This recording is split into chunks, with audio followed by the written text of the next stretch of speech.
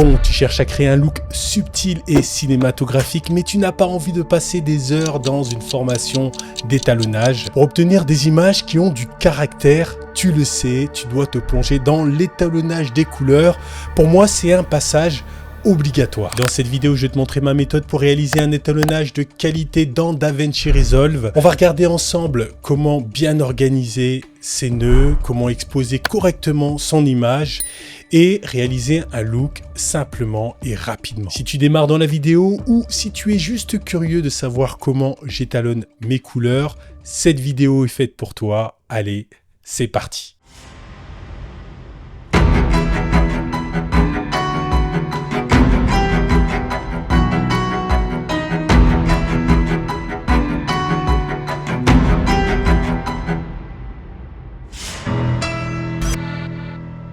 Alors, je préfère te le dire tout de suite, je ne vais pas te décrire chaque bouton de l'interface de DaVinci Resolve.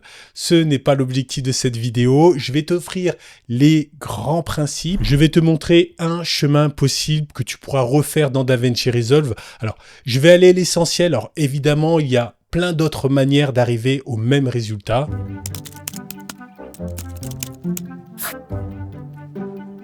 J'ai mis du temps à le comprendre et pourtant c'est la base.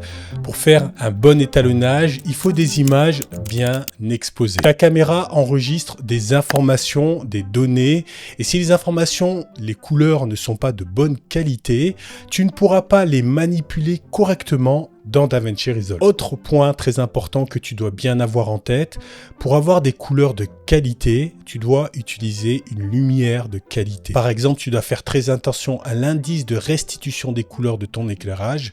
Plus l'indice est élevé et plus l'éclairage va pouvoir révéler les couleurs réelles de ta séquence. Autrement dit, l'éclairage a un véritable impact sur les couleurs que enregistre ta caméra. Par exemple, si l'éclairage n'est pas homogène, si la lumière a une teinte, tu auras moins de brillance dans ton image, tu auras des couleurs plus fades, plus ternes. Pour bien exposer ton log, je te conseille d'utiliser les waveforms. Cette fonctionnalité n'est pas toujours disponible dans les paramètres de ta caméra, donc je te conseille d'utiliser un moniteur. En général, tu as la possibilité d'afficher les waveforms ou les fausses couleurs. Alors comment ça marche? Si les courbes sont écrasées en bas, ton image est sous-exposée, ça veut dire que ta caméra ne va pas enregistrer des informations, des nuances de couleurs dans les zones sombres et tu vas certainement avoir du bruit dans ces zones. Si les courbes sont écrasées vers le haut, ton image est surexposée, ta caméra ne va pas enregistrer des nuances de couleurs dans les zones très claires. L'objectif, c'est d'avoir une courbe bien répartie sans plafond ou sol, donc ajuste l'intensité de ton éclairage ou de ton filtre ND pour enregistrer le plus de nuances possible. Si tu veux un étalonnage de qualité, si tu veux te faciliter le travail en post-production, avant d'appuyer sur le bouton enregistrement, jette un œil, vérifie l'exposition de ton log.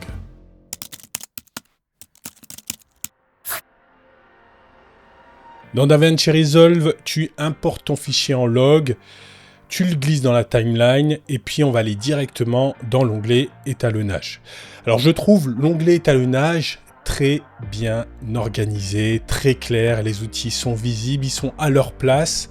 On va regarder rapidement comment il est structuré. L'onglet étalonnage est découpé en 6 parties. Tu as le plan que tu as sélectionné, tu as l'espace des nœuds, et je vais t'en parler juste après, tu as la timeline, DaVinci Resolve affiche la première image du plan, tu as les outils d'étalonnage, les scopes, les graphes et un espace pour les effets.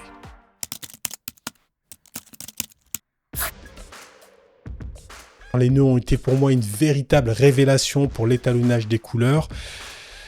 Les nœuds, ce sont une représentation graphique des modifications que tu appliques sur tes plans. Alors c'est vrai que ça peut impressionner au départ, mais franchement, c'est ultra simple, c'est facile à comprendre. Tu démarres avec une image brute. L'image va passer dans différents nœuds et donc va subir différentes modifications. Et à la fin, tu as l'image finale. On va utiliser principalement dans cette vidéo des nœuds en série, mais il existe plusieurs autres types de nœuds. Si tu es intéressé, j'ai fait il y a quelques temps une vidéo sur les différents types de nœuds. Je te mets le lien dans la description de cette vidéo.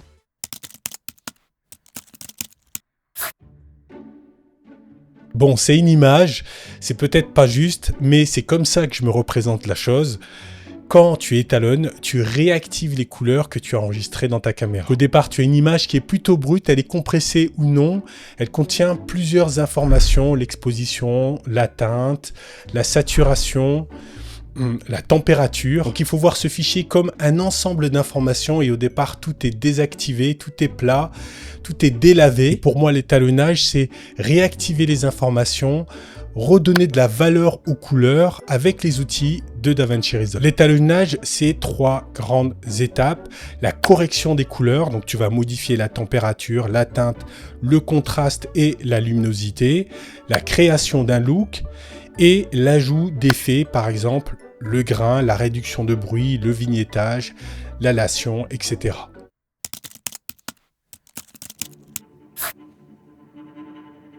Alors il faut bien comprendre que l'étalonnage est un processus itératif, on avance, mais il ne faut surtout pas hésiter à revenir sur les étapes précédentes pour ajuster les réglages. Et c'est clairement plus simple quand on nomme ses nœuds et qu'on applique une modification par nœud. Alors tu crées un nœud en série, tu le nommes température. La température du plan est liée à la lumière de ta scène. L'objectif ici c'est de réaliser une balance des blancs et de réduire la dominante de ton plan. Tu vas dans l'outil roue colorimétrique, tu ajustes la température et la nuance pour que les blancs dans ta scène soient réellement blancs.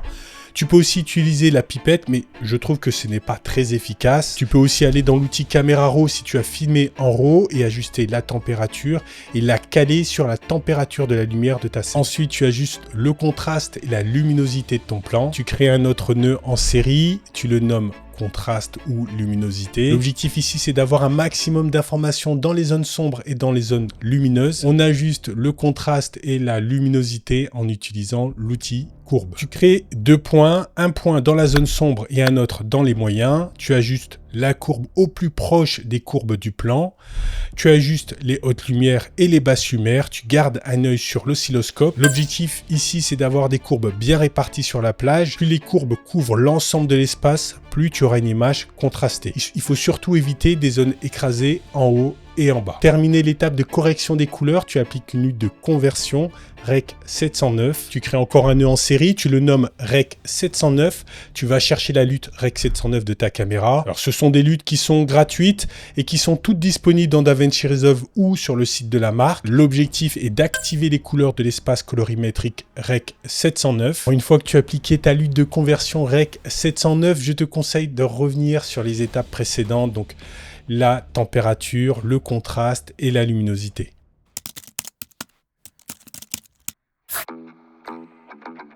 Le look, c'est le cœur de l'étalonnage. Dans cette étape, tu vas donner du caractère à ton image et tu vas modifier les couleurs. Alors, tu vas créer un nœud en série et tu vas le nommer look.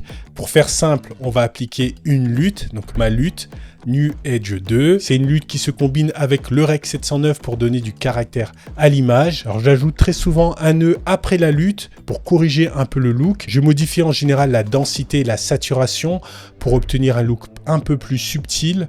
Alors évidemment, j'ai utilisé une lutte, mais tu peux créer ton propre look en séparant les teintes de peau et en ajustant les couleurs des hautes lumières et des basses lumières. Alors tu dois utiliser un autre type de nœud, c'est pas l'objectif de cette vidéo, peut-être que je ferai une autre vidéo pour en parler.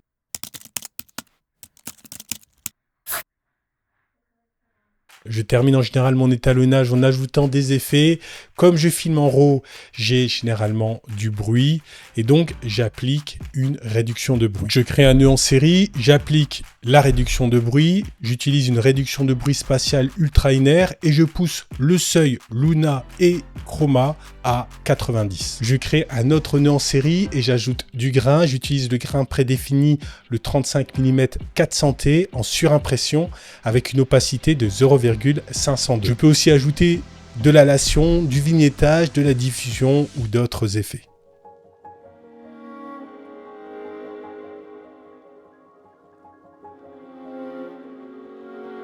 Voilà, c'est tout. Une fois que j'ai terminé, je peux copier l'étalonnage sur un autre plan. En général, la seule chose que j'ai à faire, c'est d'ajuster la température, le contraste et la luminosité au plan. Alors pour moi, les couleurs contribuent grandement au storytelling, à l'histoire.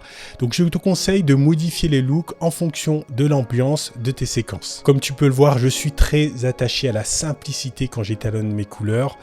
Je modifie en général le contraste, la luminosité, la teinte et j'ajuste légèrement le look. Je ne souhaite pas passer des heures sur l'étalonnage, donc quand j'ai un étalonnage qui me plaît, je le garde en Power Grade. Je viens de recevoir la Pixie-Sika, j'ai vraiment hâte de vous en parler.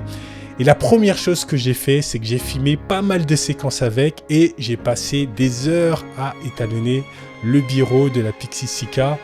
Tout simplement pour me créer des Power Grade et pour me faciliter le montage pour mes prochaines vidéos. J'ai pris un peu de retard dans mon programme de vidéo. C'est vrai que j'étais un peu fatigué après les fêtes de fin d'année et surtout j'ai mis du temps à recevoir l'optique pour la Pixie-Sika. Donc là j'ai tout reçu, donc je vais pouvoir vous faire une vidéo sur le rig de ma Pixie-Sika et puis d'autres vidéos sur les produits que j'ai reçus. J'ai vraiment hâte de vous en parler. Donc si tu as apprécié la vidéo, n'hésite pas à laisser un pouce vers le haut, à laisser un commentaire. Si tu n'es pas abonné à la chaîne, abonne-toi. Je te dis à très bientôt pour une prochaine vidéo. Allez, ciao!